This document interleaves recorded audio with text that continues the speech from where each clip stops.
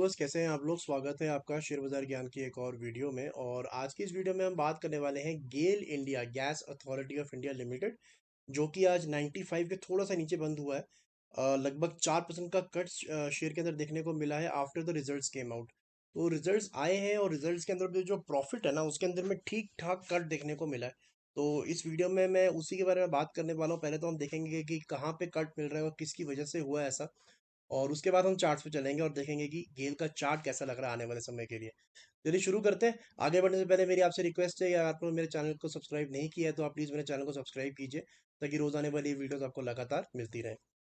तो देखिए, बेसिकली गेल का जो लॉस हुआ है इस बार ही ठीक ठाक हुआ है। प्रॉफिट अगर हम देखेंगे तो ओनली 245 करोड़ का प्रॉफिट इसके अंदर में आया है इस क्वार्टर के लिए। अभी तक यहाँ पे रिजल्ट जो है अपडेट नहीं हुए हैं, लेकिन सिर्फ कंपैरिजन के लिए मैं आपको दिखा देता हूँ कि जो ऑपरेटिंग प्रॉफिट सितंबर में था वो था 1900 करोड़ का, और दिसंबर में लास्ट ईयर था 4600 करोड़ का। और अगर अभी आप देखोगे तो आई थिंक ये वाला जो प्रॉफिट है, ये इन्होंने नेट प्रॉफिट बताया हुआ है 245 करोड़ का। तो अगर आप नेट प्रॉफिट भी देखोगे तो अभी भी वो 1300 करोड़ का प्रॉफिट था, ठीक है। तो 1300 करोड़ से घट के 245 करोड़ का प्रॉफिट जो है गेल के अंदर में आया है। उसके पीछे रीजन कंपनी ने यही बताया है कि जो कॉस्ट ऑफ गुड्स है, जिस कॉस्टिंग पे इनको अपने जो गैस है वो खरीदनी पड़ी है, उसकी वजह से लॉसेस इनके अंदर में आए हैं। अगर इसके अंदर में आप प्राइसिंग देखोगे, इनकी जो रेवेन्यूज है वो तो बड़े हैं। लगभग 35,000 के करीब इनका रेवेन्यू आया है। और सितंबर से कंपेयर करोगे थोड़ा नीचे है, लेकिन दिसंबर से लास्ट ईयर आप कंपेयर करोगे तो 26,000 करोड़ का इनका रेवेन्यू था, जो कि बढ़ के अभी 35,000 करोड़ के ऊपर गया है।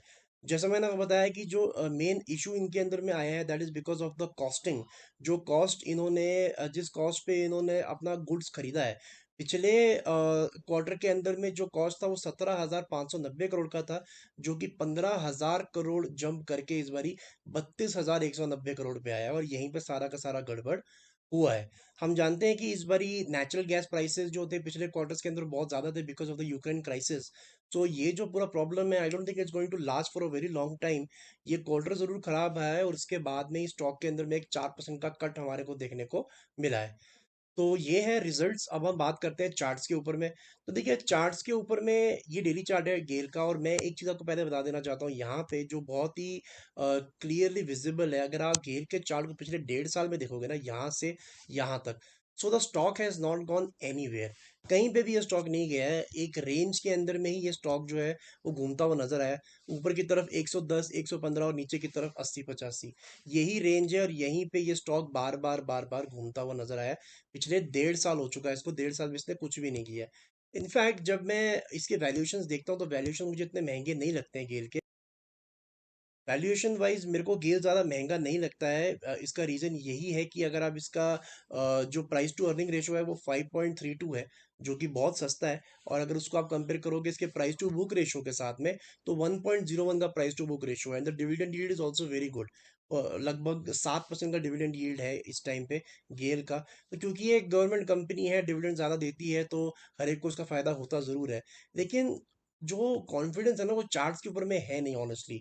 अगर मैं आपको एक चीज़ दिखाऊं वीकली चार्ट्स के ऊपर में, एक टाइम के लिए आप भूल जाइए कि इसकी एक रेंज है। एक टाइम के लिए आप इस बात को भी छोड़ दीजिए कि पिछले 1 1.5 साल में इसने कुछ किया नहीं है। Just look at the 200 weekly moving average.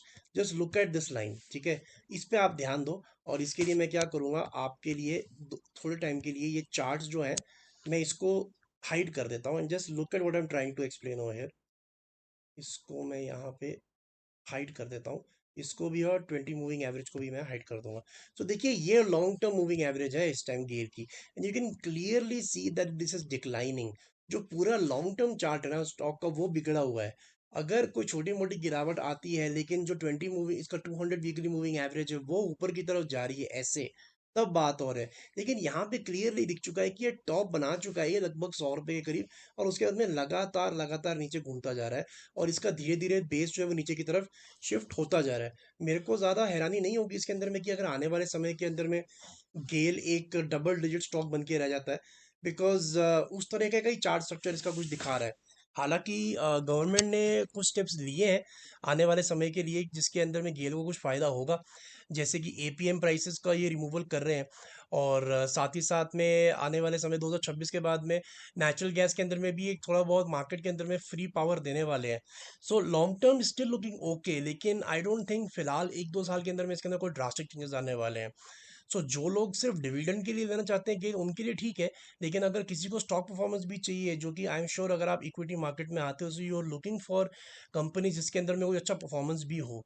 So I don't think गेल का स्टॉक इस टाइम पे किसी भी एंगल से वहाँ पे फिट बैठता है। तो इसका जो रेंज है वो धीरे धीरे नीचे की तरफ ही आ रहा है। पहले एक 130 के करीब था, फिर 115 के करीब है, और जैसा मैंने बताया कि आई वोंट बी सरप्राइज कि अगर ये एक डबल डिजिट का स्टॉक बन के रह जाता है और 70, 80, 90 रुपए के अंदर ही घूमता रहता है। So there is not a lot of upside that I see in GAIL. बाकी आई वुड ओनली रिकमेंड कि अगर आप डिविडेंड के लिए हो तब तो बात अलग है, but that doesn't really make much sense. तो ये था दोस्तों आज का गेल का वीडियो। आई होप आपको मेरे सारे पॉइंट्स जो है क्लियर आउट हो गए। कोई सवाल है आपका तो आप कमेंट सेक्शन में डाल सकते हो।